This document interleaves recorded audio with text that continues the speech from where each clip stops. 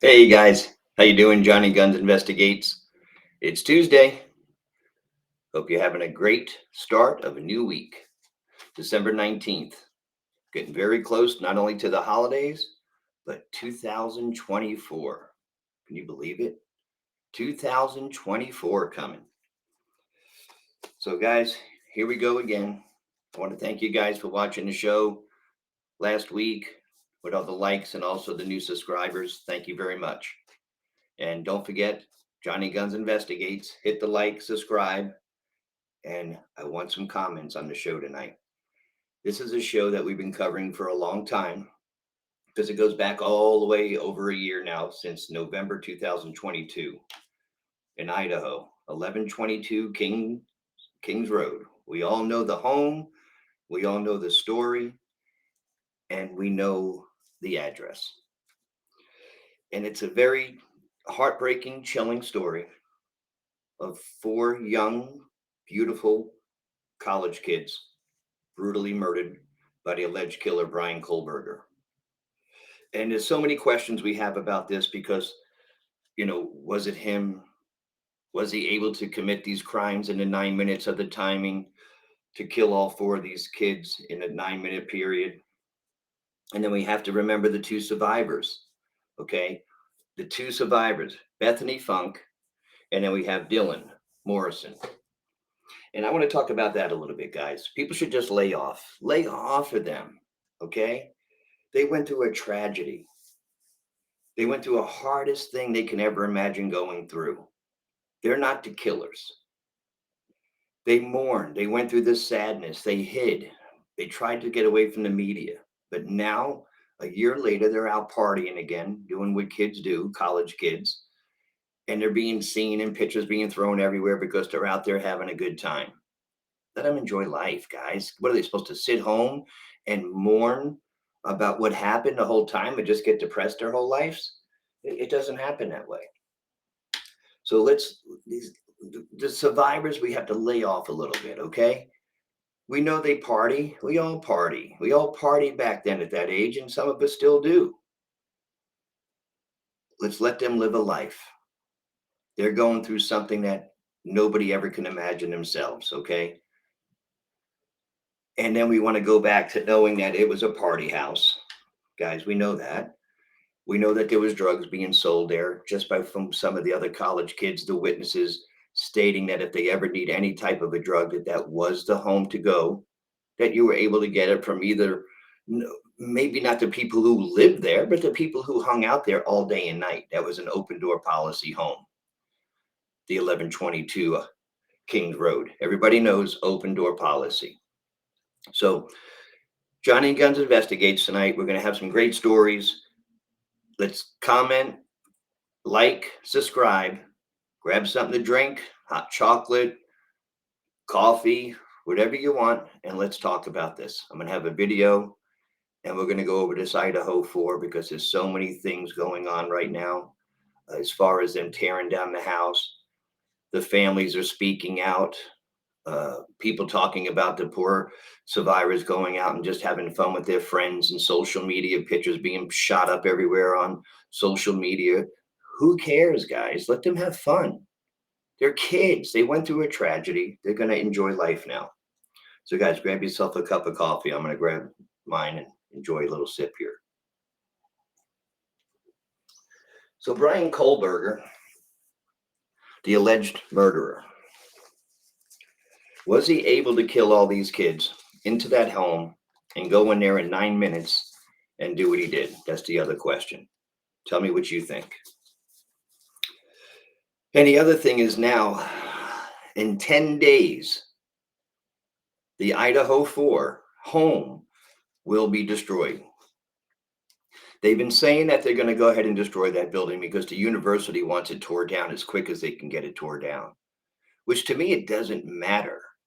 That's still not going to have people forget that what happened there, because the home won't be there, but that address of 1122 King Road will always be there. And that's what we all remember. 1122 King Road. You say that, you remember right away what we're talking about. And we're always going to remember the tragedy that happened there. No matter what we talk about in the media, on true crime, we always have to remember that 4 lives were taken and all the family members, friends, communities have to suffer along with that forever. So we all have to always remember that. There always has to be some respect. So now, in 10 days, they're wanting to tear down this house. Do you think it's a good idea, guys? Or don't you? I don't think it's a good idea. My opinion. Johnny Guns Investigates has his own opinions, and that's mine. Because the trial's not even began yet. What if something comes up to where they need to get back into that house again? Or if they really do want to bring the jury there to see exactly where everything happened? What do you guys think? Make some comments, guys. We have to talk about this. This case has been going on for a long time, and it's going to keep going on for a long time. So should that house be torn down in 10 days and never be seen again? We do know about a month ago on my show, I went over the 3D investigation that they went in there and did all 3D layouts and investigations of every room and every layout of the crime, where the stabbings took place, where he entered, where he exited, and how he was able to do this in 9 minutes with a time layout. They did do that 3D. They did go back in and grab anything that they thought that they could find again that they didn't find in the initial sweep through when they were doing the crime scene investigation on the first go around. And then they did a second sweep, and now they went back in for the main one just a couple of weeks ago to sweep that home again and remove pieces of the wood, flooring, sheetrock, stairwells, windows, whatever they needed to take for evidence, they did remove from the home. So if you guys think that's good enough, let me know. I could be wrong, okay? But I do strongly feel that they should leave the house up until at least the trial's over. Because then once the trial's over, a lot of times they're going to go back in and have another trial. So we just don't know if it's the right time to really tear down that house. I mean, let me know. What do you guys really, truly, truly think? Because if he appeals the decision, if he gets convicted, and then the defense team comes back and appeals everything, what if they need that house again, the prosecutors, to prosecute against his defense team again? We don't know. But again, we are going to hear and see that house in 10 days be destroyed because there's nothing going to stop it. Their decision has been made. The house is going to come down. And then, the thing is, what if there's somebody else that was involved? What if there was somebody else there? We don't know. And it's still iffy if Kolberger was able to commit these crimes. I mean, in my mind, it's so hard for me to see this criminology major being able to go inside this home and do exactly what he did in 9 minutes. I'll never believe that. In every show I have on this, I go back and talk about that. How did he do it? How did he go and train himself to go in there with a knife and be able to do what he did? We don't know. But the main thing is now, the house is coming down, guys. What do you think? Johnny Guns Investigates. Hit the like, subscribe. Let's comment about this. We have a little clip to show on talking about what they think about what could happen on the good and what can happen on the bad of this home coming down. And I understand the university and the neighborhood and the community want that house gone and out of view. But we have to remember the address will always remain. And it's always in our head. Always in our head. 1122 King Road. We'll never forget that. All right, guys, we're going to watch this video and then we'll talk a little more. Don't forget, hit the like, subscribe, and let's chat. Tuesday night, December 19th, Johnny Guns Investigates, guys. I'm glad to have you guys on and having this show. So let's go ahead and start this. And Mark Garagos, now he is a criminal defense attorney and the co-host of the Reasonable Doubt podcast with Adam Carolla. So Mark Garagos, your reaction to this concept, like hearing Cheney Mason saying, don't do it, just don't tear the house down, was pretty big for me. You know, to hear a criminal defense attorney of that ilk who has defended something that high profile saying don't tear this house down seemed like a big deal. I want to get your take. He's, I think Cheney also, who I have a great deal of respect for, is retired, is he not, Ashley? Because I will tell you that most defense lawyers would probably not view or voice their opinion on this, because I will tell you a secret. The last thing that the defense wants is this house to be standing, because once that house is torn down, all bets are off in terms of the prosecution. You never know, having tried scores of murder cases myself, you never know what's going to happen with a murder case. You just never, you've watched them, Ashley. Inevitably, something happens in the trial that nobody was expecting, either the prosecution or the defense. One of the things that you usually have is the ability to test that against a crime scene. You're able to go out. You're able to do some further investigation. How many times I've made the argument to somebody that you can't now bring in this new piece of evidence in the middle of the trial. And I've heard the judge say, Mr. Garagos, it's an ongoing investigation. Nothing stops that. Well, this stops that.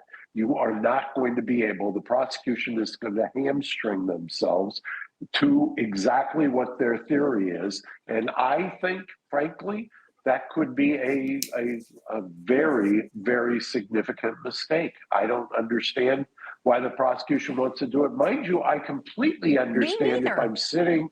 Yeah, I understand why the university wants to. I get that. I understand why the parents are divided over it. I get that also. I don't understand why the prosecution would allow this. To me, it makes absolutely no sense. And I think that they are going to, I'll make a bold prediction, that they are going to have grave regrets about that, because I think, like I said, something will transpire during the course of this trial where they wish they had that crime scene intact. Mm-hmm. Do you see it? Because the one thing that Cheney Mason mentioned that sort of caught me off guard, because I guess I hadn't thought about it, was the appellate issues that could be raised by the defense if there's a conviction and a big piece of evidence is now missing. Do you see these appellate issues? Can you sort of prognosticate what they might be able to think through? I can absolutely. That's why I said Cheney's retired, because I hate to kind of prognosticate, but I can think of 3 or 4 different examples of something that, without engaging in rank speculation, just something that could occur that the defense brings up in the middle of trial, that there could be an alternate suspect. There could be somebody else who was potentially a witness. There could be somebody who testifies differently at the trial than what their statement is to the police. You've got memorialized police statements, but inevitably at trial, they don't track. And if you want to test that, or you want to say, no, this couldn't be, for instance, they couldn't see from this particular angle because of this, and all you're left with are various camera angles or photos or videos that don't exactly capture that, that's a tremendous problem also for the defense, and the defense will raise that. The defense will say, we were foreclosed. We were not able to then go out and test this new theory. By the way, the prosecution never gave us this heads up. They've now introduced this piece of evidence during the trial. How are we supposed to test it? That could be an appellate issue. The prosecution on this, at the same time, is going to say something along the lines of, Judge, it's an ongoing investigation. Of course we can bring this in, this piece of evidence in. And the defense will object and say, no, you can't, because we can't test it. Because we can't test it. When Cheney Mason said, that the House should stay standing, not just through the end of the trial, but through the end of all appeals on Sure. a It's death going to be penalty appeals. case. I mean, when I moved to the United States and became, a landed immigrant here, it was 28 years ago, and I covered a case in Texas of Darlie Routier. It's a death penalty case. She's still sitting on death row almost 3 decades later. So it gave me a bit of a shudder to think that the poor university and the students would have to look at this horrible eyesore for decades upon decades in a death penalty case that could have that many appeals. Well, the problem with that argument is, and the reason I don't think that that would ever stand up is that you've then got a trial presumes either an acquittal and a conviction. An appeal presumes a conviction. Right.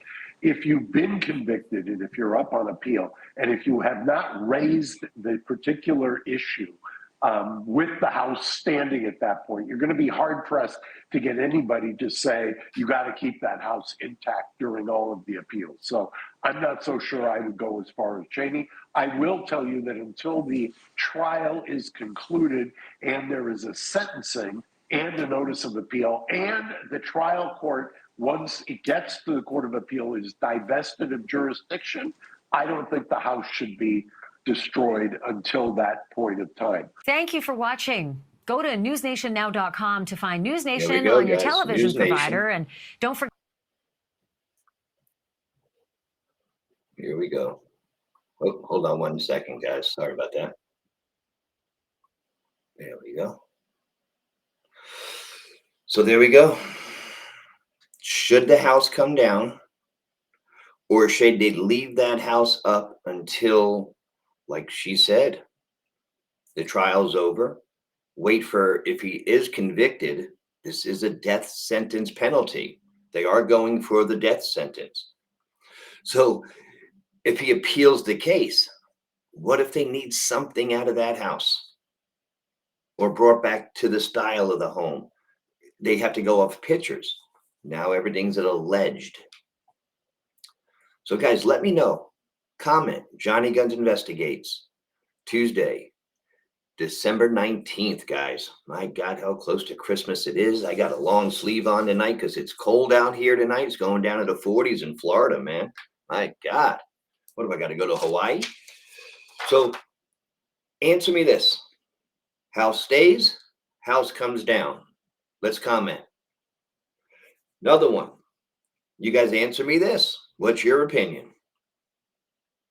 How did Kolberger, all the way going back to the beginning, let's go back to the beginning. What did he know them? There's still nothing out to show that he's known any of those college students that he killed. Answer me that. Make a comment. Did he know them? How did he know them? Number two, answer me this one. Let's talk about it. What was his motive of going in there that night? What was it, 4:17 a.m. in the morning? His car visually being seen on cameras all around, him circling the home and him visually being seen. What was his motive of killing those 4 students? Kids, young adults. What was that motive? What do you think? Was it for jealousy? Did he know one of them? Did he have some kind of crush on one to where he was maybe like a stalker, jealous of her? One of them? We don't know. What do you think? Let's talk about this. Let's get the answers out there. Did he dislike Ethan? Was it one of the girls that maybe he was having a connection with, conversations with, that brought him to the edge of doing what he did? Let's answer it. Was it because of, we do know, and I hate to always bring this up, I really do, guys, but going back to the history and what the witnesses and people who do know him say that he was been into drugs. He's even dealt drugs. Was this a drug issue? Again, what was the motive, guys? 4 kids being killed at 1122 Kings Road. What made him go there and be able to put his mind into a certain type of rage to brutally stab and murder 4 college students? What was the motive, guys? I don't know. I don't have an answer. Tell me. Was there some type of a revenge? Was it drugs? Was it jealousy? Was he just looking? Was it a love kill? We just don't know any of this. I mean, the girls and Ethan, they were all out partying all night when Ethan and his girlfriend were there, stay at home, and everybody was partying till all hours of the night. Was he stalking them? Was there any types of video cameras that could be seen of him being around anywhere else? Any other types of witnesses? We don't know. What do you guys think? What's going to come out in the trials? Are other things that we just don't know about? So my opinion is for tonight's story, don't tear that house down yet. I don't care what the university says. I don't care what the neighbors are going to say, because regardless whether that house is there or you rebuild a pet shop there, it's still going to be 1122 Kings Road. Everybody's going to know that address. Still, people are going to drive by just to see that land and the location of where it happened. And you got to remember too, guys, the party houses are right across the street too. I had the stories on the witnesses and the tapings and the girl who saw everything going on outside and heard the screaming. It's a party area. Nobody's going to forget that. But we got to remember, the trial's not over yet. It's just beginning. And if he is convicted, which I'm sure he is going to get convicted, okay? There's enough evidence sitting here, guys, that are going to put him down, I'm sure, okay? And then he's going to, he's not going to just sit back and say, okay, I'm going to go to prison, okay? He's going to appeal. And if they say no, he's going to appeal again. We don't know how long this can go on. But guess what won't be there? The house. The Idaho house will be gone. So guys, Johnny Guns Investigates, Tuesday, December 19th on a chilly, chilly night. Keep warm, guys. Bundle up, light the fireplace, and have a good night. Tell me what you think. Let's comment on this and let's talk. Johnny Guns Investigates, and let's comment. Hit the like, subscribe, and tell me what you think, guys, because this case has been going on in a lot of shows. Everybody's talking about it. It's a nonstop talk on all the true crime, all the media. Brian Kolberger, Idaho 4, 1122 King Road. So let's talk, guys. What was the motive? Why did he kill them? Should the house come down? Was it jealousy? Was it the drugs? What was it? Who knows? What's your comment? Tell me, because I want to know. So, guys, you have a beautiful night. Johnny Guns Investigates. You guys be safe. Have a great week. Enjoy your holidays. And just remember the number one important thing out there, guys. Be safe out there.